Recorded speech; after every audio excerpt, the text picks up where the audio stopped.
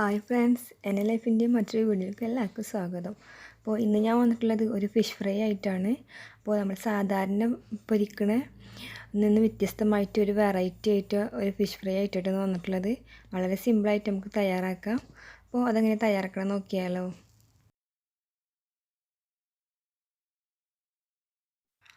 അതിനുവേണ്ടി ഇതുപോലുള്ളൊരു കടായി ചൂടാക്കിയതിന് ശേഷം ഇതിലേക്ക്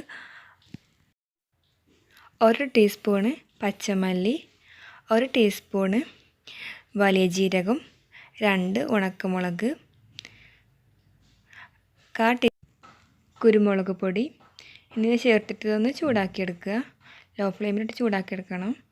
കരിഞ്ഞു പോകാതെ പ്രത്യേകം ശ്രദ്ധിക്കണം. ഇപ്പോൾ നന്നായി ചൂടായി വന്നിട്ടുണ്ട്.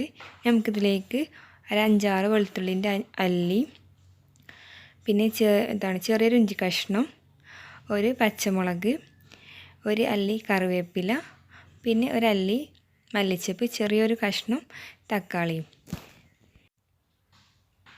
ശേഷം ഇനി നന്നായിട്ടൊന്ന് മിക്സിയിലിട്ടൊന്ന് അരച്ചെടുക്കണം. അപ്പോൾ അതിനുവേണ്ടി മിക്സിയിലോട്ട് ഓരോ ചേരുവകളും ചേർത്ത് കൊടുക്കുക. തക്കാളി ഇതേപോലെ ചെറിയ കഷ്ണങ്ങളാക്കിയിട്ട് വേണ്ട ചേർത്ത് കൊടുക്കാൻ, അല്ലെങ്കിൽ ഇത് അരിഞ്ഞ് കിട്ടില്ല. ശേഷം നമ്മൾ വറുത്തെടുത്ത ഈ പൊടികളും ഇതിലേക്ക് ചേർത്ത് കൊടുക്കണം. ഇത് നന്നായിട്ട് നല്ല പേസ്റ്റ് രൂപത്തിൽ നന്നായിട്ടൊന്ന് അരച്ചെടുക്കുക വേണം. അതോടൊപ്പം തന്നെ ഇതിലേക്ക് 1/4 ടീസ്പൂൺ മഞ്ഞൾപ്പൊടി, 1 ടേബിൾ സ്പൂൺ മുളക് പൊടി ചേർത്ത് കൊടുക്കുക. പിന്നെ ആവശ്യത്തിനുള്ള ഉപ്പും ചേർക്കണം. ഇനി പുളിക്ക് ആവശ്യമായിട്ട് 1 ടേബിൾ സ്പൂൺ വിനെഗർ അല്ലെങ്കിൽ ലെമൺ ജ്യൂസ് ചേർത്തെടുത്താൽ മതി. നന്നായിട്ട് നല്ല പേസ്റ്റ് രൂപത്തിൽ ഇതുപോലെ ഒന്ന് അരച്ചെടുക്കുക. ഇനി നമുക്കിതിലേക്ക് ഞാൻ അയില മീനാണ് എടുത്തിട്ടുള്ളത്. ഇനി മീനിൽ നമുക്ക് ഈ മസാല ഒന്ന് പുരട്ടി കൊടുക്കണം. അപ്പോൾ ഏത് ഫിഷ് വേണമെങ്കിൽ എടുക്കാം. ഞാനിപ്പോൾ അയില മീനാണ് എടുത്തിട്ടുള്ളത്. അപ്പോൾ നന്നായിട്ട് മസാല എല്ലായിടത്തും പുരട്ടിന് ശേഷം നമുക്ക് ഇത് റെസ്റ്റ് ചെയ്യാൻ വെക്കണം.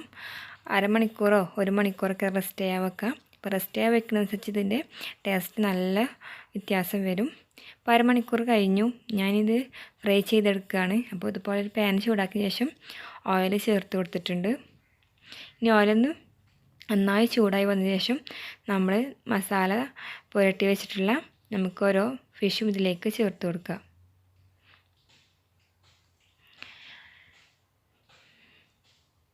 അപ്പോൾ ഇത് ഫിഷ് ഒരു വശം വെന്തിട്ട് ഇതൊന്ന് മറിച്ചിട്ട് കൊടുക്കണം.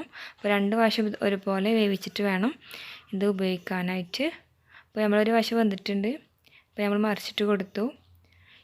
ഇത് വേവിച്ചെടുക്കുക. അപ്പോൾ ലോ ഫ്ലെയിമിൽ വേണം കേട്ടോ ഇത് വേവിച്ചെടുക്കാൻ, അല്ലെങ്കിൽ നമ്മൾ മസാല. അപ്പോൾ നമ്മുടെ ഫിഷ് ഫ്രൈ ഇവിടെ റെഡി ആയിട്ടുണ്ട്. അപ്പോൾ ഈ ഒരു ഫിഷിന് നമ്മൾ അൽഫാം ചിക്കനൊക്കെ തിന്നില്ലേ, അതുപോലത്തെ ഒരു ടേസ്റ്റും കൂടി ഉണ്ട് കേട്ടോ. അപ്പോൾ എല്ലാവരും ട്രൈ ചെയ്ത് നോക്കണം. വളരെ സിമ്പിളാണ്. അപ്പോൾ എല്ലാവർക്കും ഈ ഒരു ഫിഷ് ഫ്രൈ ഇഷ്ടപ്പെടുമെന്ന് വിചാരിക്കുന്നു.